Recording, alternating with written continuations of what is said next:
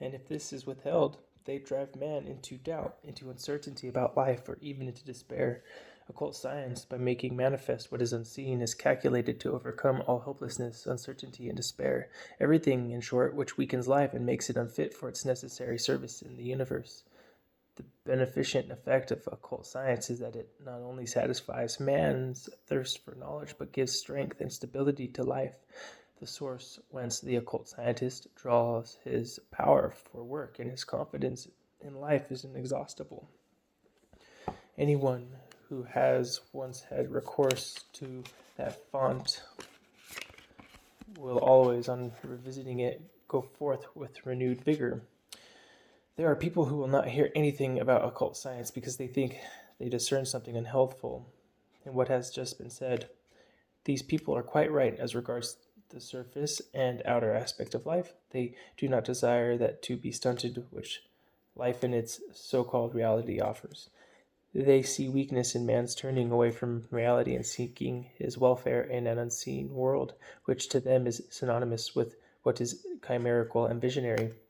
If, as occult scientists, we do not desire to fall into morbid dreaming and weakness, we must admit that such objections are partially justified, for they are founded upon sound judgment, which leads to a half-truth instead of a whole truth, merely because it does not penetrate to the roots of things, but remains on the surface.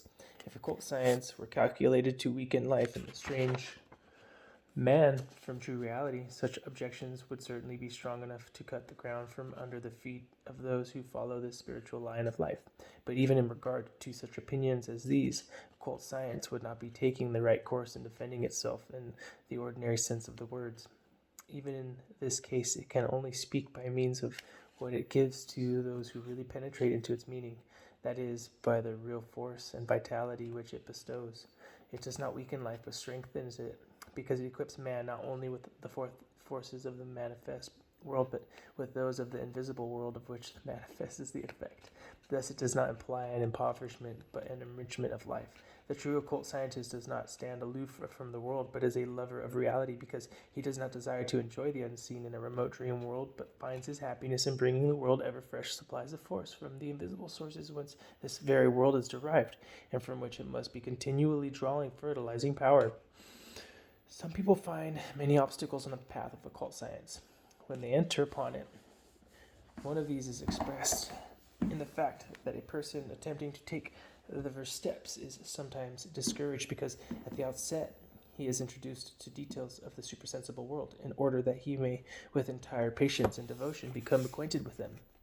A series of communications is made to him about the invisible nature of man, about certain definite occurrences in the kingdom of which death opens the portals, and about the evolution of man, the earth, and the entire solar system.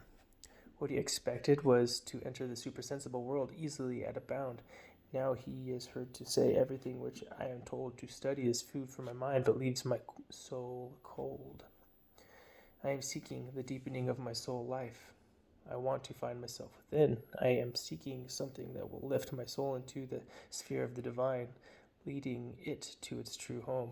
I do not want information about human nature and world processes. People who talk in this way have no idea that by such feelings they are barring the door against what they are really seeking.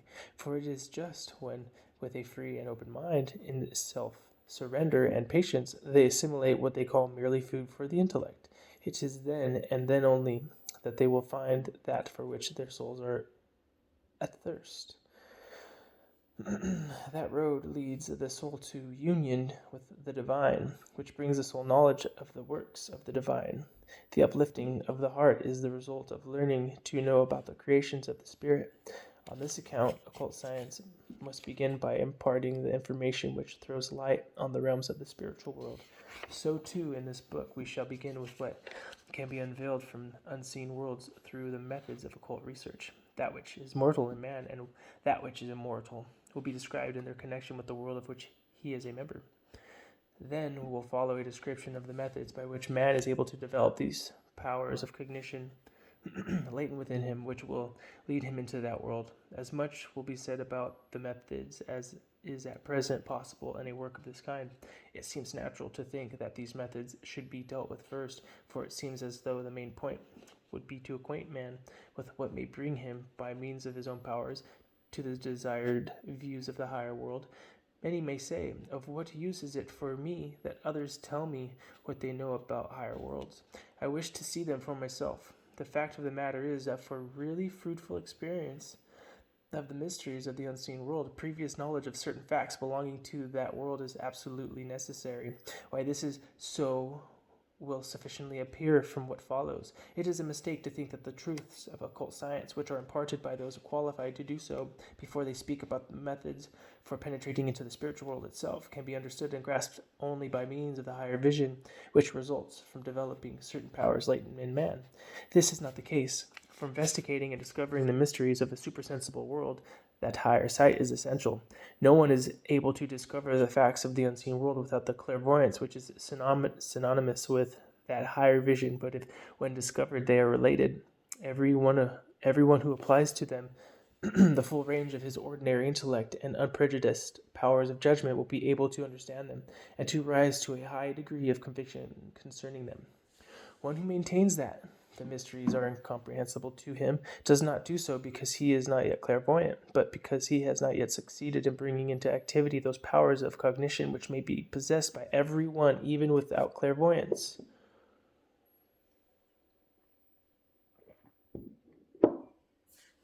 A new method of putting forward these matters consists in so describing them, after they have been clairvoyantly investigated, that they are quite accessible to the faculty of judgment. If only people do not shut themselves off by prejudice, there is no obstacle to arriving at a conviction, even without higher vision. It is true that many will find that the new method of presentment, as given in this book, is far from corresponding to their customary ways of forming an opinion. But any objection due to this will soon disappear if one takes the trouble to follow out his customary methods to their final consequences. When by an extended application of ordinary thought, a certain number of the higher mysteries have been assimilated and found intelligible by any one, then the right moment has come for the methods of occult research to be applied to his individual personality. These will give him access to the unseen world, nor will any genuine scientist be able to find contradiction in spirit and true reality between his science, which is built upon the facts of the sense world, and the way in which occult science carries on its researches. The scientist uses certain instruments and methods. He constructs his instruments by working upon what nature gives him. Occult science also uses an instrument, but in this case the instrument is man himself. And that instrument, too, must first be prepared for that higher research. The faculties and powers given to man by nature at the outset, without his cooperation, must be transformed into higher ones. In this way, man is able to make himself into an instrument for the investigation of the unseen world.